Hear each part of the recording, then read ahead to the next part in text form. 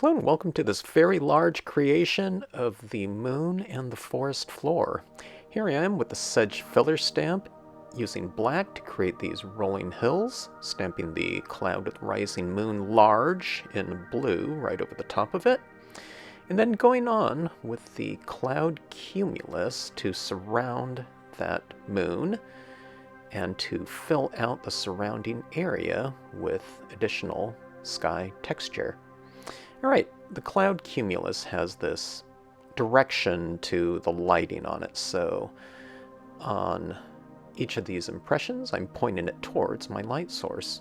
Stamping out the boulders with lichen here down in the meadow area just so that everything's not all grass. This is a huge amount of space in here, so we do benefit from some textural variety down here. So it's not just grass, but it's some grass and rocks throughout that area. Now that I have those rocks situated, I know where to stamp some remaining grass textures. Going on with the SEDGE filler stamp, and then the grass texture towards the bottom, just for a little bit of size variation for the closer areas of grass. Right, now it doesn't look terribly smooth or anything like that in the grassy area especially, but that will get filled in with color. Okay, now I'm going on here with a very light, kind of warm tone. You can use any type of kind of beige type of color. I like to go with a light warm tone, so something like Distress ink would be good for that. Earlier, heat set all of the inks on here because I did re-ink my black pad and a lot of my pads just before I stamped this out, just because I knew I'd be using a lot of ink on it, so I wanted to heat set so I wouldn't smear everything. Okay, that same warm tone is being used up in that sky area so that we have a little bit of continuity of tone going up with the blue in the sky, making sure not to cover up all of my clouds so that some of the clouds retain an element of reflected light, so you have to leave some the white of the paper. Okay, going on with a little bit of a brighter, darker blue here in the Caribbean blue.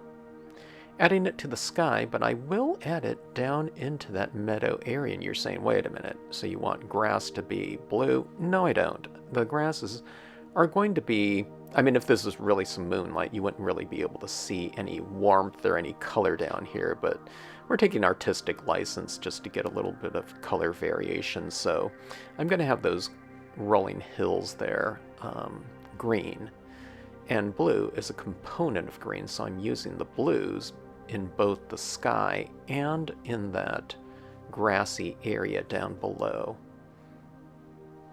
And it just gives us a head start, so we're not only using just greens down below and blues up top. It wouldn't have the continuity of common colors as we do here. And like I said, it's just faster doing it this way. You know, when you overlap blue with green, it just looks green anyway, so you might as well make use of the color that you have, in this case, on a paper towel. Going on here, I'm probably using it's probably about the Prussian blue that I'm on right now. It looks like a really dark blue. So with the dye-based inks, I'm working basically from light to dark. I do go into that bottom area with these darker blues here and then start again with the lighter greens. But again, it's just because I have that blue conveniently ready to go and adding it down. Starting on with my greens here. This is a Distress ink. Green here. You can use any kind of light green. But I want you to notice here at this stage of the development how uneven and poorly blended all of my colors are. And it'll look that way for the next 3 or 4 colors, but keep in mind, these are base colors, okay? They're kind of foundation colors for the darker colors to come. But what we're going to do here, now I'm going with brown, and it looks like an ugly brown, green, and blue meadow area in there. But again, these are kind of base layer colors. They are getting into the darker values here, but they'll look much, much better when I do start working with the greens right over the top of it. I'm kind of modeling some of my rocks with these colors as well. So going on with a lot of brown, I do like to use a lot of browns in my grassy areas, the green areas. It just looks more earthy and natural.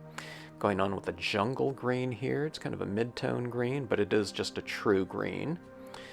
And going on, I think this was the bottle green here. It's a fairly dark green, and this is where, you know, it starts to kind of develop and the colors start to blend together a little bit better. It still looks a little bit muddy and brownish, you know, in tinge. Maybe this is the bottle green right here. So the darker you go with this, I don't take it into the center area where it's illuminated.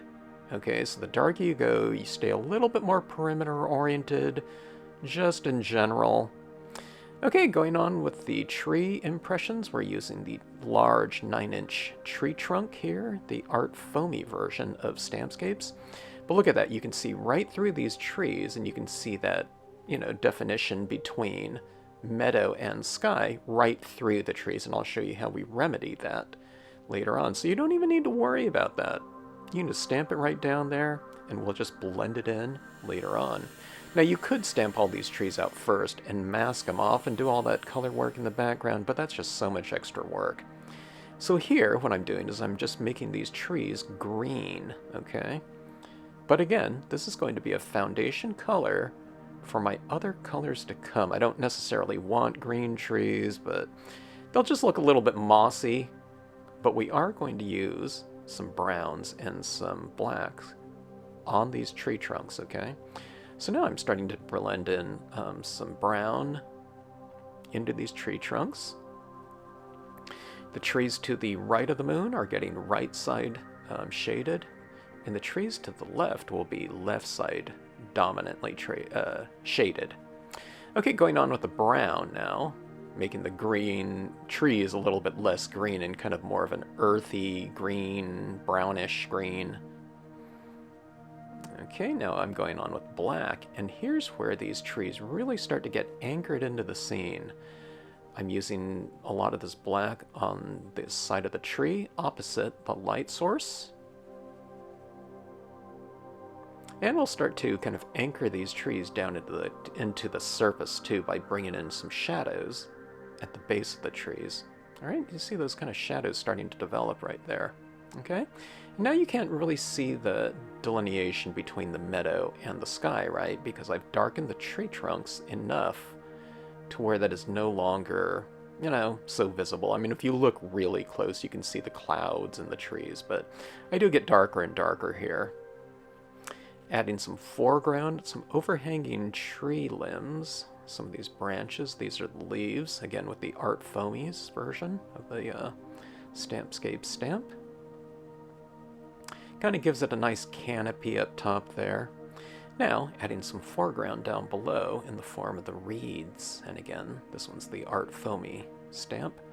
It's larger than the reeds large from Stampscapes and the rubber stamp, but I am using the rubber stamp now to get some smaller versions of those reeds in the background trees, okay? So we're utilizing scale here. Larger reeds in the foreground, smaller ones in the background, and I do mask off some areas to put at the base. Little focal point with the deer silhouette. And now, our meadow's looking pretty good, but the addition of the colored pencils will really start to smooth out and refine my color applications in here. Okay, so I go through some variations of green and variations of brown, the same colors that I used in the form of dye-based inks. Okay, so I'm using a little bit of a darker green here for the shadow area, but see how my grassy area looks much, much better now. Okay, it's not so muddled and just, I don't know, kind of, you know, with those ugly tones of, you know, my dye-based ink applications, okay? Remember, those were base layers, and we're going into it and refining it with further coloring in the form of extra inks, you know, with the trees and the shadows, but also with the colored pencils, and it's really fun to do. You can really control your pencils and your color applications this way. Okay, now sometimes it can get a little bit muddled in there. So I'm adding some crisp elements in the form of some additional imagery. This is the winter brush, going back in with the tiny rock small here for crisp little elements within this kind of softer type of muddled, super layered color. Okay, so I want the richness, but I also want some crisp applications of tone. All right, adding in some other crisp elements in the form of the acrylic paint pens. These are the extra fines that I'm using here.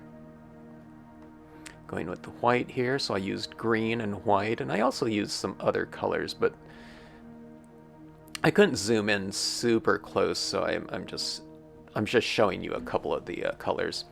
Okay, going into the scene again with some of my white pigment ink. And I'm making that moon kind of glow in some of the reflected light around the moon on the clouds. If you put a little white pigment ink over the top of it, it gives it that translucent look. Adding that same translucency into my meadow area, and it gives us some softer applications of light. It makes it more, I don't know, kind of a softer light is a very welcoming visual because it is soft light. Okay, just putting it at the base of some of these trees, and it kind of mellows out some of the crisper elements, so we have it kind of soft with the color applications and so much layering. Then you add crisp imagery back into it, and then you refine that a little bit more with some softening with the white pigment ink, and it just has that mist and gives it kind of a whimsical look. And that's it. That was my very large version of my moon and forest floor, adding in some little pink wildflowers into the scene. Okay, thanks so much for watching. Hope you enjoyed it. If you like these videos, please hit the like button. I'll really appreciate it. Hope to see you on the next video.